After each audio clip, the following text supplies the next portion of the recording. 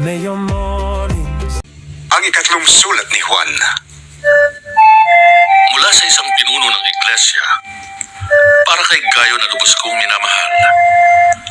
Mahal kong Gayo, itinadalangin kong ikaw sana'y nasa mabuting kalagayan at malusog ang katawan, tulad ng iyong buhay espiritual na alam kong nasa mabuting kalagayan.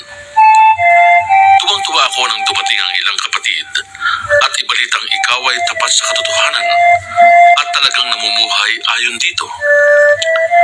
Wala nang higit na makapagpapaligaya sa akin kaysa marinig ang balitang namumuhay ayon sa katotohanan ang aking mga anak.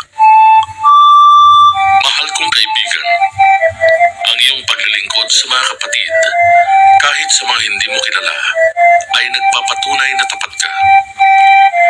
May mga nagbabalita sa iglesia rito tungkol sa iyong pag-ibig. Sana'y tulungan mo sila sa kanilang paglalakbay, gaya ng nararapat gawin sa mga lingkod ng Diyos, sapagkat naglalakbay sila sa ngalan ni Kristo at hindi tumatanggap ng anumang tulong sa mga di kumikilala sa Diyos. Dapat natin silang tulungan upang tayo'y makabahagi sa pagpapalaganap ng katotohanan. Sumulat na ako sa iglesia, ngunit ayaw akong pansinin ni Diotrephes. Ang hangad niya ay siya ang kilalaning nangunguna sa inyo. Kaya't pagpunta ko dyan, uungkatin ko ang lahat ng ginawa niya, ang mga kasinungalingang sinabi niya laban sa amin. At hindi pa siya nasiyahan doon. Ayaw niyang tanggapin ang mga kapatid na dumarating at hinahadlangan pa niya at itinitiwalag sa iglesia ang mga ibig tumanggap sa mga iyon. Minamahal, huwag mong tularan ang masamang halimbawa, kundi ang mabuti.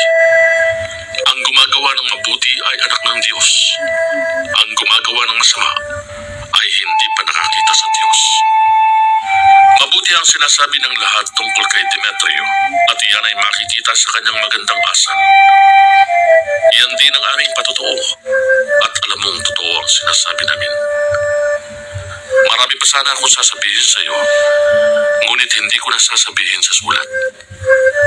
Inaasahan kong magkikita tayo at magkakausap sa lalong madaling panahon. Sumayo nawa ang kapayapaan. Kinukumusta ka ng ating mga kaibigan dito. Ikumusta mo rin ako sa lahat ng ating mga kaibigan diyan.